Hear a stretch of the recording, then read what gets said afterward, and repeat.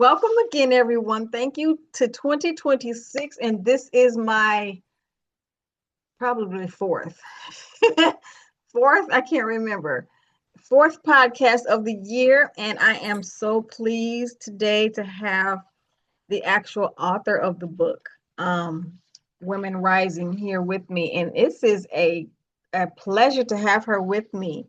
Before I introduce her, I want to do a dedication, as usual, to the reason we have this podcast.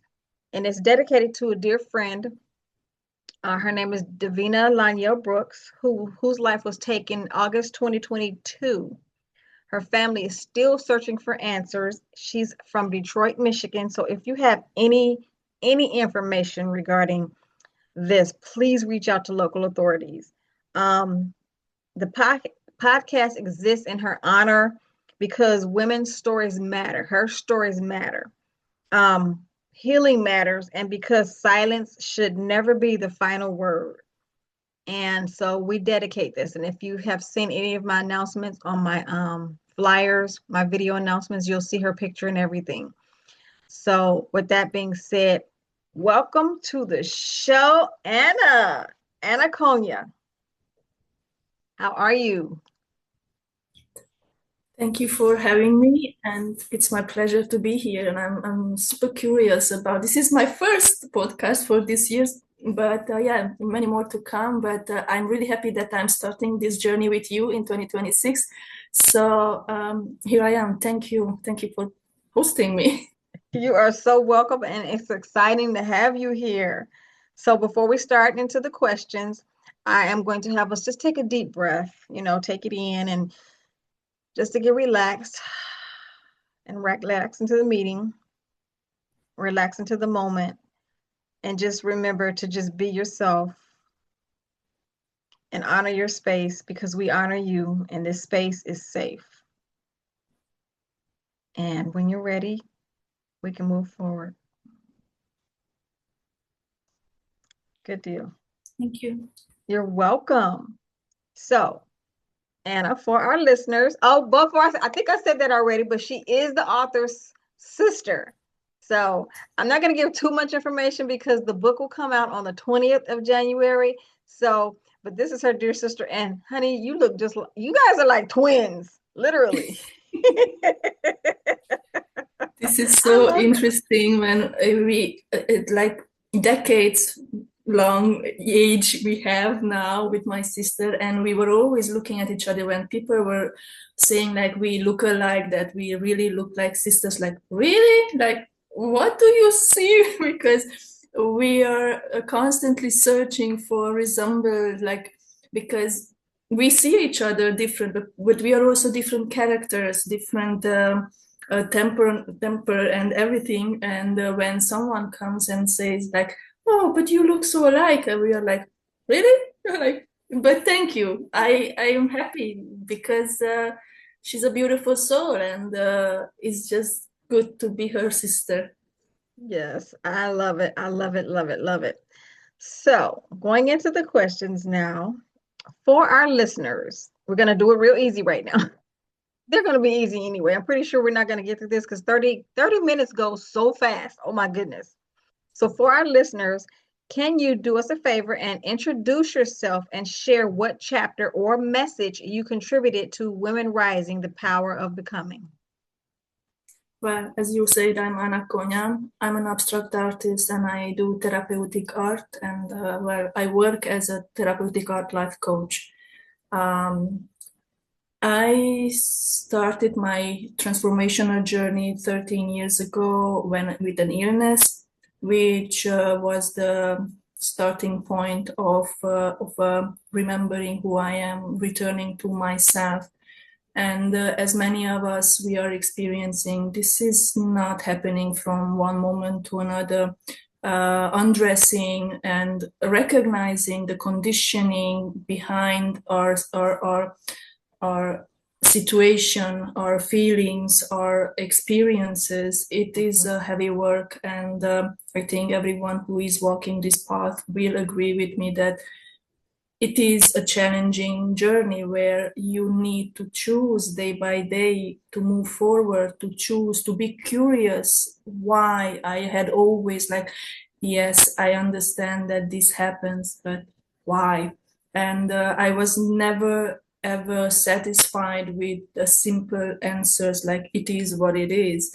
It's nothing, just it is what it is. There is a reason, there is an energetic blockage, there might be some inner belief, limiting belief, many aspects which are influencing our daily life and every moment that we are living, every decision, every smile or every crying out or hidden feeling. It is having a big reason. And when my sister invited me to be a co-author in this anthology, which I'm myself curious also to read all the amazing chapters, because I'm quite sure that all the ladies were sharing a story, sharing something that will give an insight or a support to all those who are still there where we were 10, 15, 20 years ago, and they may not see that there are possibilities. There is a way how to come out, come to the surface, see the light, see the journey as a blessing and not as a burden. Mm-hmm. And my chapter, it is, I don't want to go in details as we were asked not to talk too much and too detailed, but I'm talking about something what people pleasers and those who we lost who we are, what we are, and we tried so much to fit in the environment in which we were up raised or living, that we were shifting constantly. And as people pleasing, it is also a coping mechanism on a short time. On a long term, it's becoming a burden, it's becoming a trap, and many people are living now in that state. Shape shifting, it's a coping mechanism for a short period of time, but as we get stuck in it, we lose completely who we are. And then life is constantly presenting us what we call challenges, but actually the challenges are coming as a portals to show us the possibility to come out from that state of mind, that conditioning. And my chapter, it is about that, how I gradually recognize that I have no idea who I am, and the direction in which my life was going back in time was not leading me to a healthy, balanced woman, to someone who feels that wants to be alive. I was sensing that if I stay as I was, I will not be 40-year-old ever. I will just pass before, because I was literally seeing myself like how my body, because our body lives in the truth, and the body, when it's giving the signals, that's actually the last ring the bell, because we are lying to ourselves constantly, convincing ourselves, and also the outer world is re-empowering that just take a pill, have some take a walk, keep on going, put yourself together. Don't allow people, don't really have the time needed to be with themselves, to listen to their inner voice and listen to the body.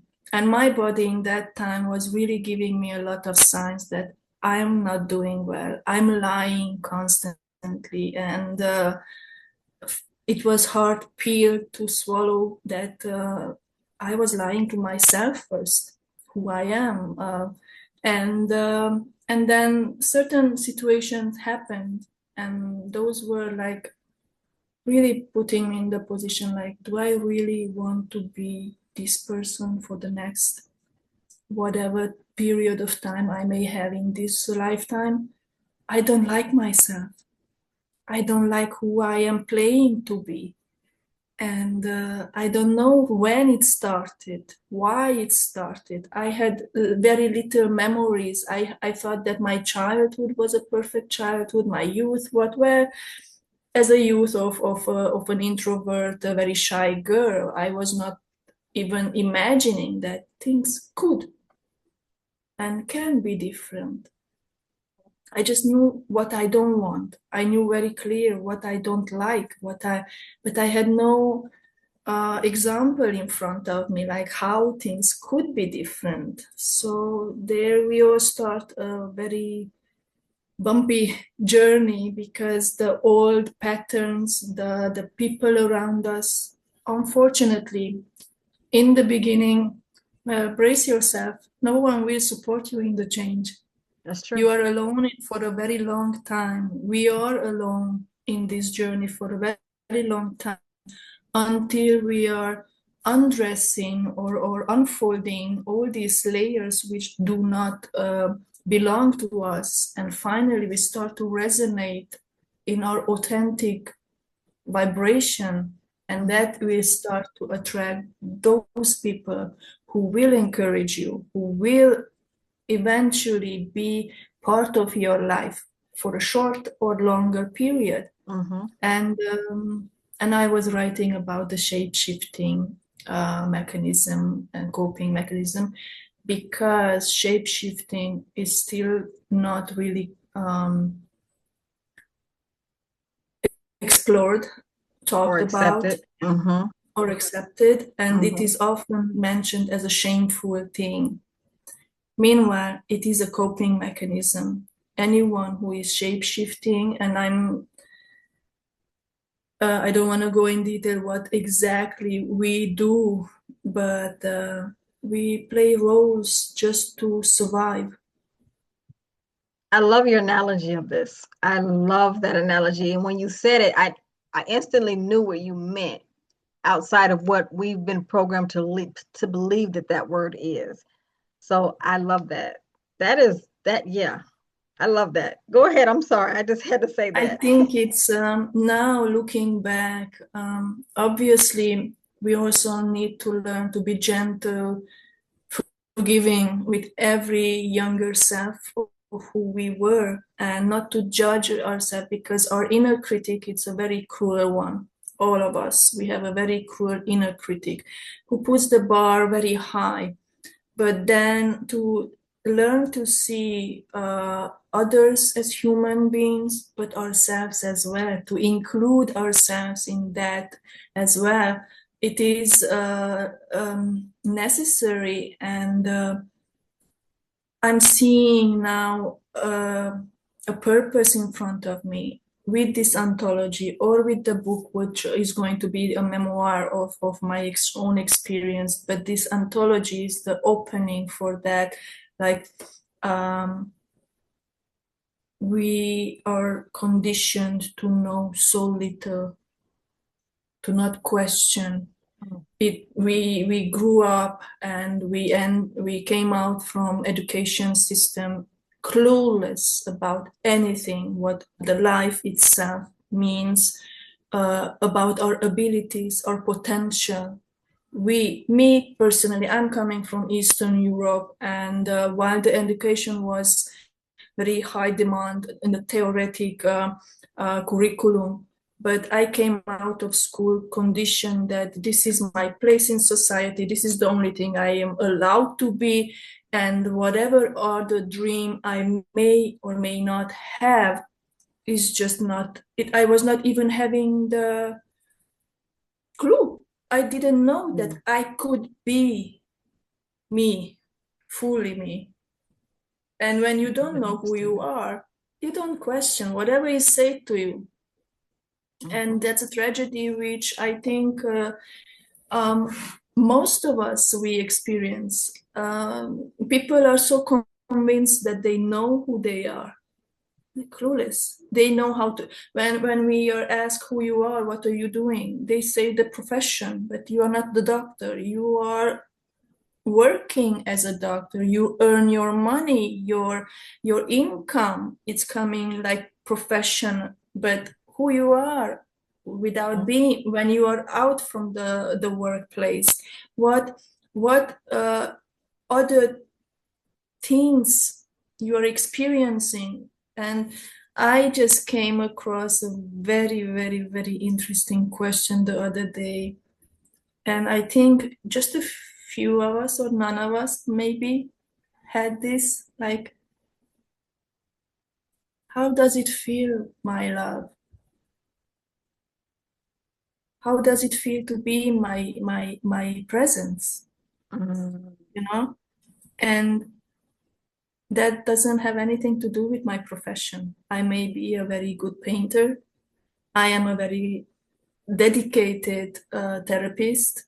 I love using art, vibration, but I am so much more. I am a woman with passion, with curiosity, with a vibration, and I'm curious. Like when you sit next to me, how does it feel like? Mm. You know? Mhm. And I can say and to right arrive now, not to interrupt you, but just really quick, your spirit is your energy is soft. It's warm. It's welcoming. It's relaxing. It's that space where all of us look to be. But we've never taken a time out to actually do it. yes, That's what I'm I feeling from you.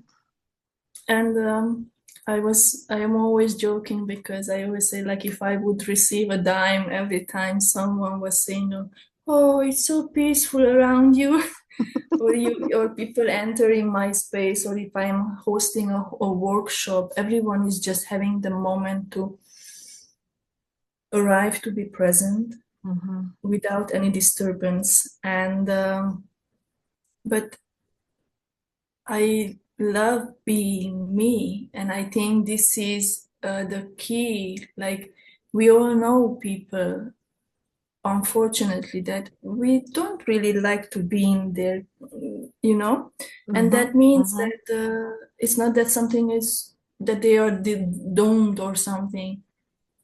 They are in a Right. place where we have been. I recognize where I have been. I recognize when I meet a person where when they are not in the right place, and Mm-hmm. still I love just giving them a little time to be with me, and eventually there is something, a little seed starts to come to the surface. One thing I learned: not to force people to change, just show them an example, by being me and living the life what I am talking about, what I'm writing about, and eventually people will notice that it is something that we all have, and True. we all could be. Mm-hmm. I love that. This has been good. I barely had to ask a question because you covered a lot.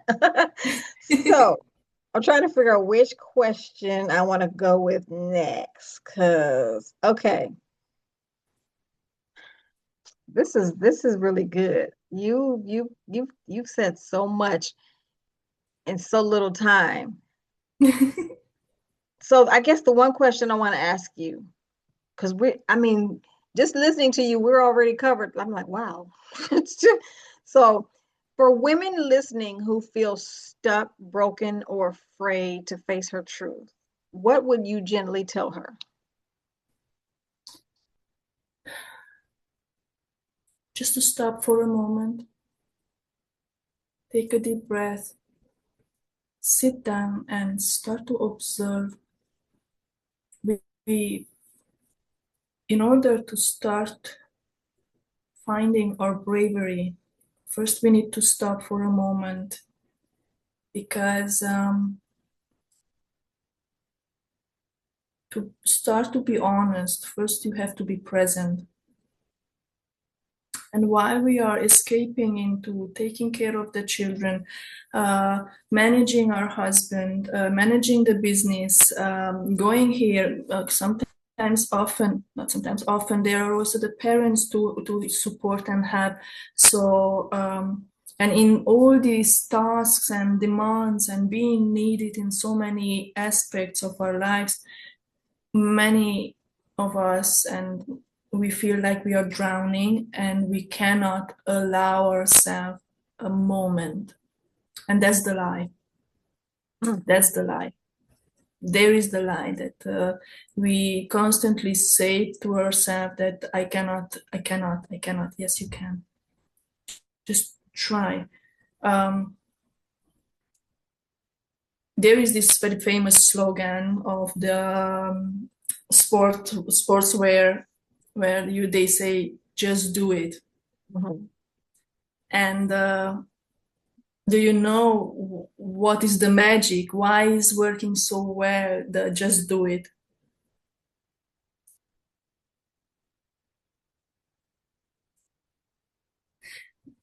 Give me an idea. Which one from these three words, just do it, it's actually the magic word? Do. No. No? No. It? It's the just. Really? Because if I say do it, you build your defense. Makes sense. No.